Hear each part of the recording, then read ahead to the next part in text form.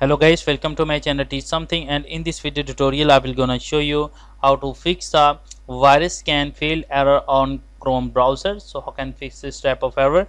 Let's get started. Before starting of the video, I humbly request you please subscribe my YouTube channel for more updates. So let's start. Okay guys, in this open a search box and type a registry editor, right click and run as administrator. After doing this tab, select a HK local machine and expand it. After doing this tab, select a software and expand it. After doing this tab, find out a Microsoft and expand it. After doing this tab, select a Windows, scroll down and find out Windows. Here is a, so select the Windows and expand it.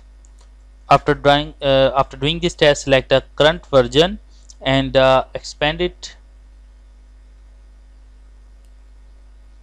After doing this test, find out our policies, select a policy and expand it. After doing this test, select attachments. After doing this test, now you can see that scan with antivirus, open it and change value data to 1. Click on OK button. After that, close the registry editor.